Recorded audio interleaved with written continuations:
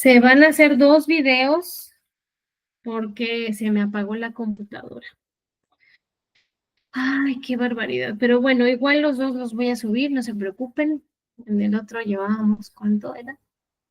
Como media hora. Ok, pues ya, también media hora de esto. Bueno, entonces estamos hablando de las falacias argumentativas y de cómo las falacias argumentativas van, sobre todo las que van siendo de generalización.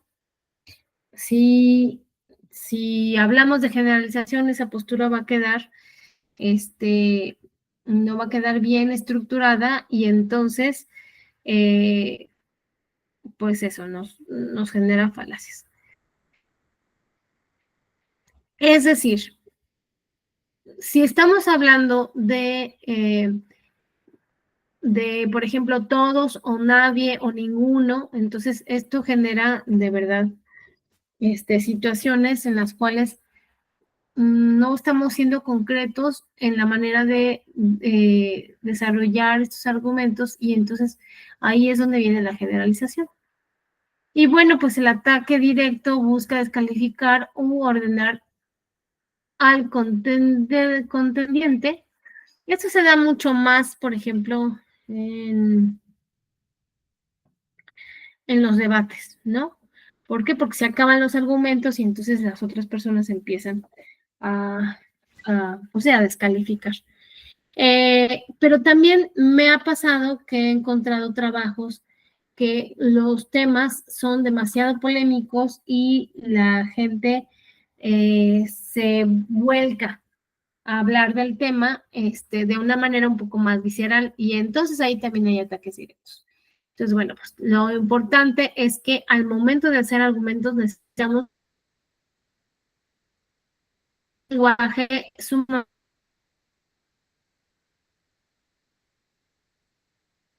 objetivo y que vaya hacia lo científico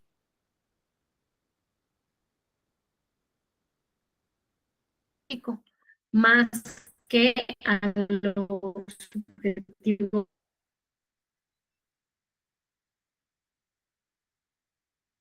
o personal.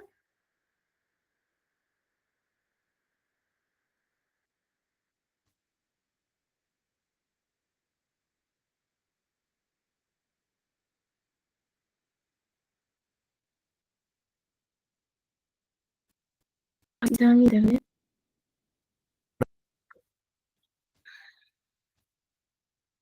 Y el día de hoy veremos nuestras selecciones para el top 10 de los mayores descubrimientos científicos de todos los tiempos. My name is Mike. There's one thing the history of evolution has taught us, it's that life will not be contained. Bienvenido a WatchMojo Español. Yo soy Álvaro y el día de hoy veremos nuestras selecciones para el top 10 de los mayores descubrimientos científicos de todos los tiempos. My name is Michael Caine. I've just had a vaccine for COVID. It didn't hurt. Not many people know that. Para esta lista veremos los descubrimientos científicos más impactantes de todos los tiempos. No incluiremos la nueva tecnología que podría tener su propia lista. ¿Qué descubrimiento científico crees que es el más significativo? Haznoslo saber en los comentarios. Número 10. Heliocentrismo. Hoy todos sabemos que la Tierra gira alrededor del Sol. Sin embargo, en la antigüedad, este modelo, el heliocentrismo, competía con el geocentrismo, que imaginaba a la Tierra en el centro del sistema solar. El primer modelo conocido de heliocentrismo se propuso en el siglo III a.C., pero el modelo geocéntrico dominó y el heliocentrismo solo fue presentado como modelo matemático en el siglo XVI después de Cristo por el ahora famoso astrónomo Nicolás Copérnico. You're kidding. This is the greatest scientific discovery since Copernicus. Esto condujo a la revolución copernicana, una aceptación universal del heliocentrismo en la ciencia y la astronomía. Esto no fue sin protestas por parte de los contemporáneos de Copérnico y la Iglesia Católica. I'm telling you people, the Earth revolves around the sun.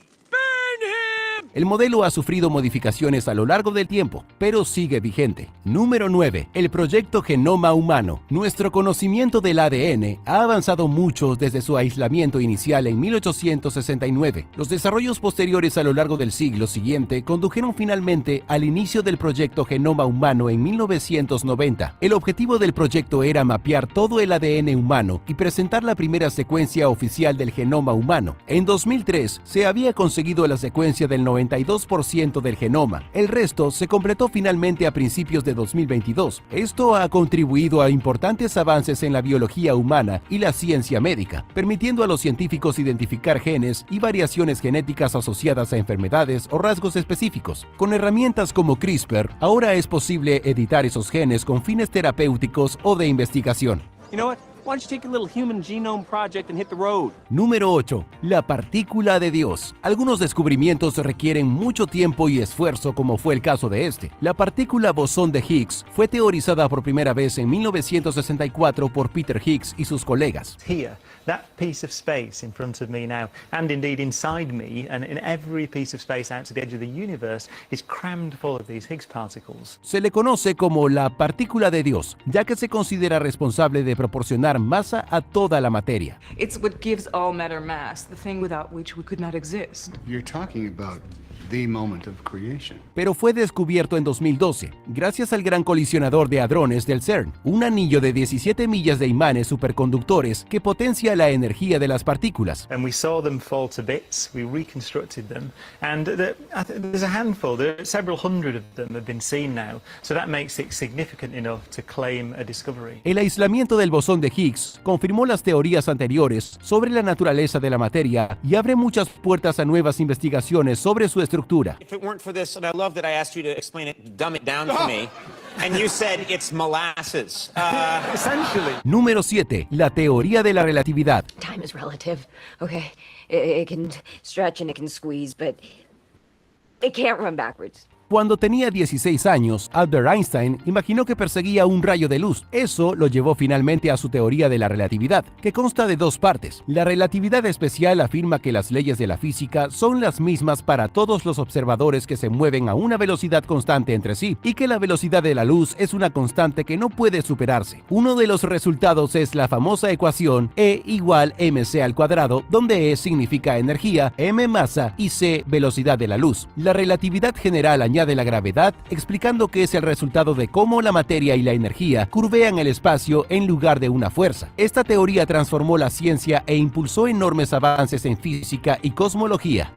Número 6. Mecánica cuántica. La teoría general de la relatividad de Einstein es excelente para estudiar objetos a gran escala, pero cuando se trata de las escalas más pequeñas, los científicos recurren a la mecánica cuántica. El término fue creado en la década de 1920 por físicos que trabajaban para llenar los vacíos de la física clásica. Implica algunos conceptos increíblemente contraintuitivos, como el principio de indeterminación y el entrelazamiento cuántico, que implica una espeluznante acción a distancia. Por ahora es la mejor teoría para explicar el comportamiento de los átomos y las partículas subatómicas. El estudio de la mecánica cuántica ha permitido desarrollar tecnologías clave como el láser, las máquinas de resonancia magnética o los transitores, entre otras. What is the correct interpretation of quantum mechanics? Since every interpretation gives exactly the same answer to every measurement, they are all equally correct. However, I know you believe in the many worlds interpretation, so I'll say that. Now, do you think I'm smart enough? Número 5. El Big Bang. Curiosamente, el término Big Bang fue creado por un astrónomo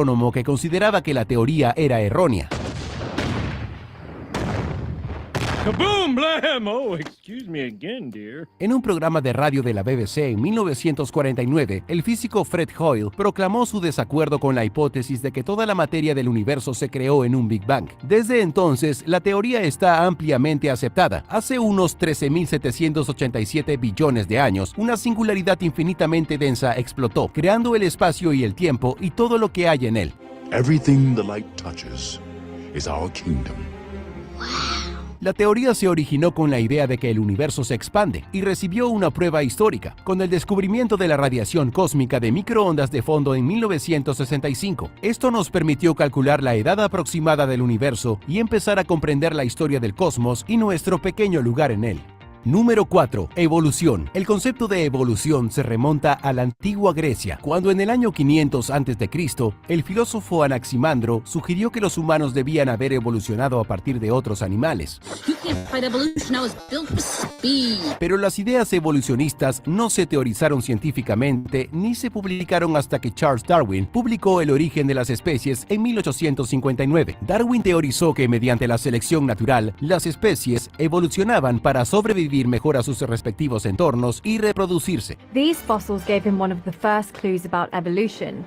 For example, observing the remains of a Mylodon, a giant animal similar to the sloth, he thought that those similarities were probably not a coincidence. En 1863, el biólogo Thomas Henry Huxley publicó su libro Evidence as to Man's Place in Nature, pruebas sobre el lugar del hombre en la naturaleza, en el que sugería que los humanos y los simios pertenecen al mismo árbol genealógico. La teoría ha encontrado una considerable oposición por parte de algunos grupos religiosos, pero las numerosas pruebas han creado un sólido consenso científico.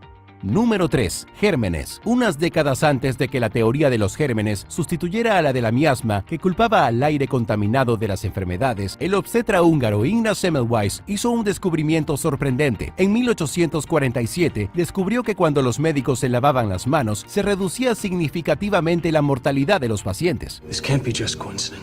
Sus colegas se burlaron de su descubrimiento, pero en realidad estaba adelantado a su tiempo. Hacia finales del siglo, el trabajo de microbiólogos como Louis Pasteur y Robert Koch ayudó a demostrar que los gérmenes, incluidas las bacterias y los virus, causan enfermedades. What kind of sickness do you have in mind, boss? Deadly. Esto permitió a los investigadores crear formas especializadas para contrarrestarlos. Número 2. Penicilina. Uno de los mayores descubrimientos de todos los tiempos fue accidental. En 1928, el médico escocés Alexander Fleming volvió al trabajo después de unas vacaciones y descubrió un moho que crecía en una placa de Petri con bacterias Streptococcus. Fleming observó que la bacteria era incapaz de crecer en la zona que rodeaba el moho, que segregaba una sustancia antibacteriana a la que dio el nombre de penicilina. I've created life. En aquel momento, los contemporáneos de Fleming no se impresionaron. Una década más tarde, un equipo de científicos de Oxford fue capaz de utilizar la penicilina para curar a ratones de prueba de varias infecciones bacterianas. Durante la Segunda Guerra Mundial, se empezó a producir en masa, lo que abrió el camino a otros antibióticos. Se calcula que este descubrimiento ha salvado 200 millones de vidas. Thanks, Van.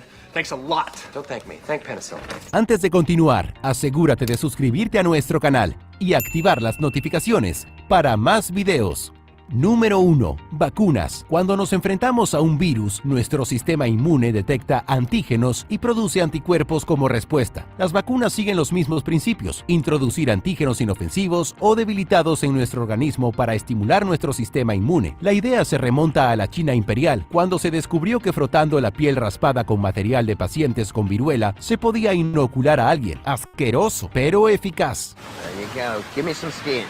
Conocida como variolación, también se practicó en la India, Sudán y Turquía, antes de llegar a Europa. En 1796, el médico inglés Edward Jenner utilizó la variolación para crear la primera vacuna contra la viruela. Un siglo más tarde, Louis Pasteur desarrolló nuevas vacunas. En la década de 1930, los científicos se dieron cuenta de que los virus podían cultivarse en huevos de gallina. Desde su descubrimiento, las vacunas han salvado incontables millones de vidas. Muchos de nosotros no estaríamos hoy aquí sin ellas. What if the vaccine makes them sick? The common side effects from the COVID vaccines are generally mild and last a few days. But do you know what can have serious long-term side effects? COVID. ¿Estás de acuerdo con nuestras elecciones? Echa un vistazo a estos otros videos de WatchMojo Español y asegúrate de suscribirte y activar las notificaciones para más videos.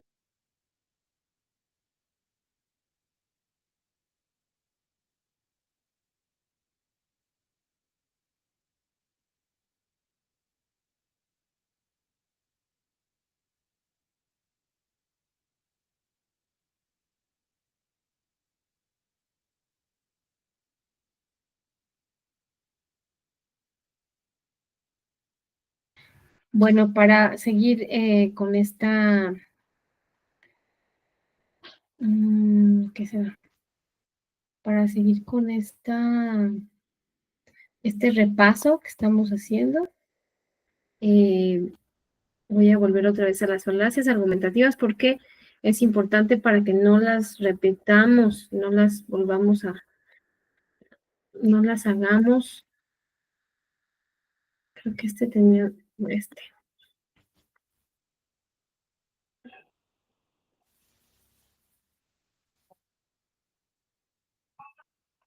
En un video anterior hablamos de argumentos erróneos que se usan para convencer o embaucar. Aparecen en discusiones y en publicidad comercial.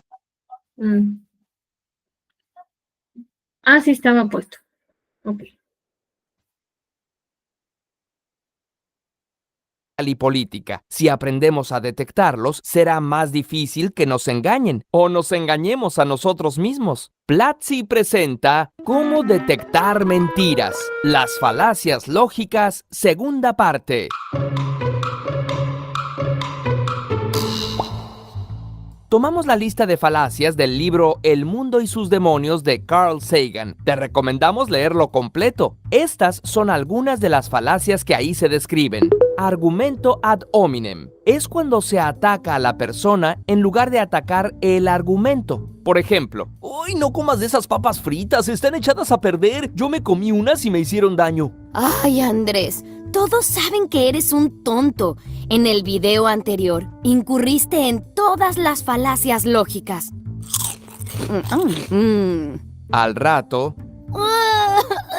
Me hicieron daño las papas. Ay, ¿dónde está el baño? ¡Y te dije! Que una persona tenga defectos o se haya equivocado antes no implica que cualquier cosa que diga sea falsa. Muchas veces incurrimos en esta falacia cuando pensamos que todo lo que diga una persona que no comparte nuestra ideología política debe ser mentira. Esta falacia nos impide dialogar y entender los puntos de vista ajenos al nuestro. Ambigüedad. Se incurre en esta falacia cuando se usa una palabra en dos sentidos diferentes. Los hombres y las mujeres son diferentes, ¿verdad? Pues sí. Pues si no son iguales, tampoco deben tener iguales derechos. Andrés, de vuelta a las falacias. En este caso se usa el término igualdad en dos sentidos diferentes. En la premisa se usa en el sentido de similitud. Es cierto que hombres y mujeres no son idénticos, pero en la conclusión se usa igualdad en el sentido de equidad, equiparación de dignidad e importancia y por lo tanto los mismos derechos y obligaciones.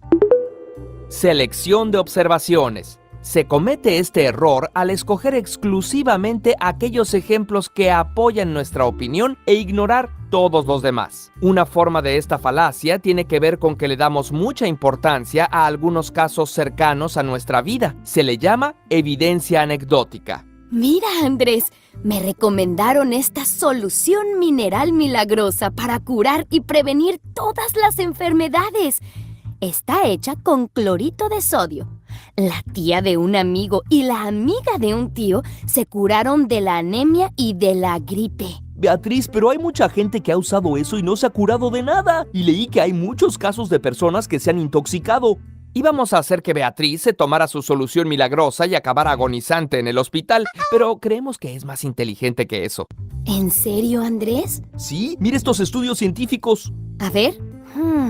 Tienes razón. Hay más casos documentados de intoxicaciones que de curaciones. Quizá lo de mis conocidos sea solo casualidad. Les voy a mostrar los estudios antes de que se intoxiquen también. Otra versión de esta falacia es cuando se intenta hacer estadística con números muy pequeños. Por ejemplo, no creo que gane tu candidato. Le pregunté a todos mis amigos y casi todos van a votar por mi candidato.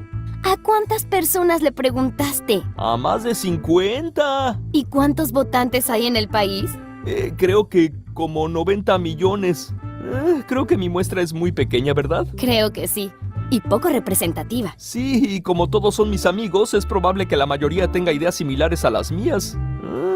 Apelar a la emoción. Esta es la falacia más utilizada en publicidad. Cuando un anuncio recurre a argumentos y aporta datos, se dice que utiliza la ruta central para persuadir al consumidor, mientras que la ruta periférica es la que recurre a elementos como el estado de ánimo o los sentimientos. Los mercadólogos saben que es más efectivo manipular emociones que convencer al público usando argumentos lógicos. A veces se intenta provocar emociones agradables.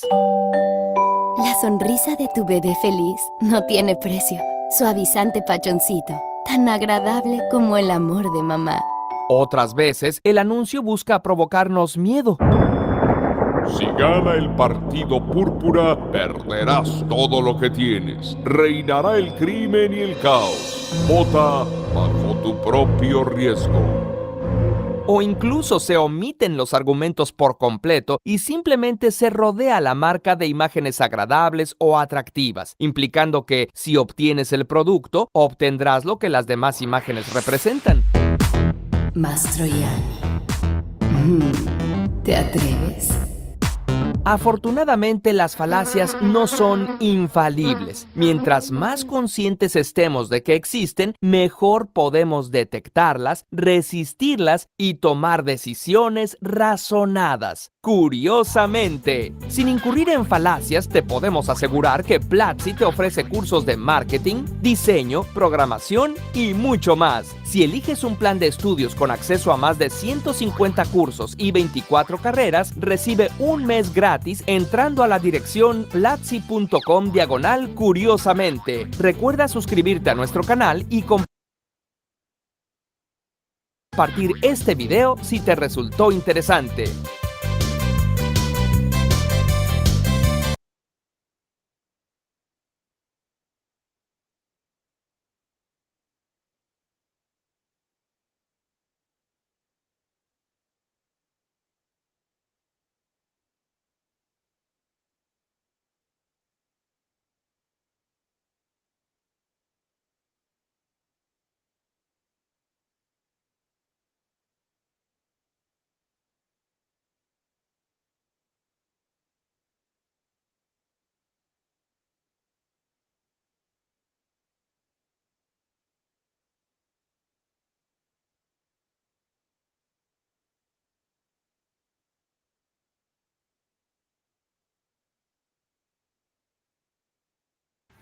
Bueno, pues vimos ya una vez más los tipos de falacias para no olvidarnos de ellas y sobre todo para no equivocarnos al momento de hacer argumentos.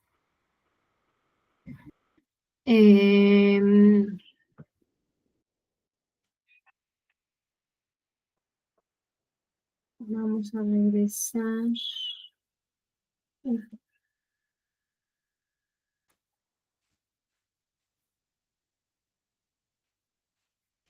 Este es un ejercicio que no hicimos. Este creo que sí lo hicimos. Sí. Este es un ejercicio que no hicimos y que también es importante que lo podamos desarrollar. Creo yo que ahora ya es mucho más sencillo o ha sido mucho mejor la forma de abordar las disciplinas, las diferentes disciplinas con relación a lo que han estado estudiando.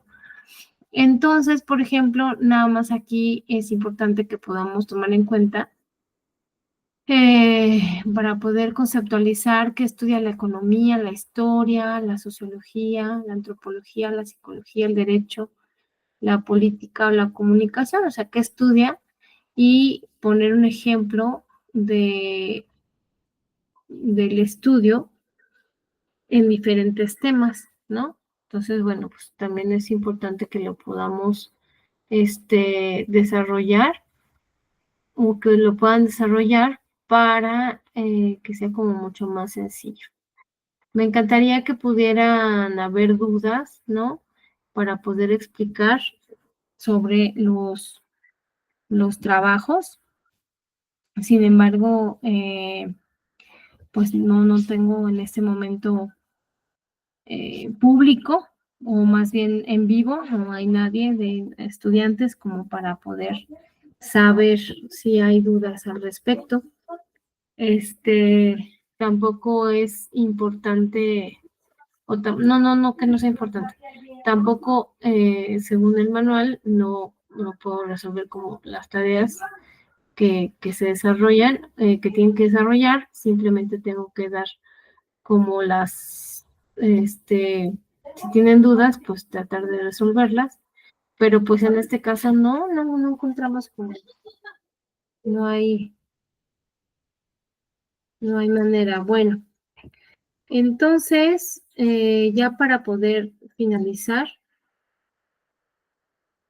déjenme ver si aquí hay otra cosa, la tesis, partes de una tesis, las falacias, lo de falacias. Ya para poder finalizar, me da mucho gusto que podamos llegar hasta acá.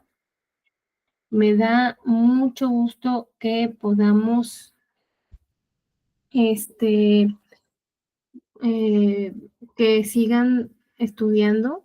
Me da mucho gusto, me llena de motivación que puedan seguir avanzando en su educación, porque, bueno, pues eso nos hace un mejor país, nos hace un mejor pueblo, ¿no? Nos hace que seamos mejores personas. Y si de alguna manera puedo contribuir a formar o ayudar, ¿no? Porque a lo mejor no estoy como en este ámbito formativo, o sí, sino ayudar, apoyar, abonar a la superación personal o a la realización de personas para que puedan terminar su preparatoria y poder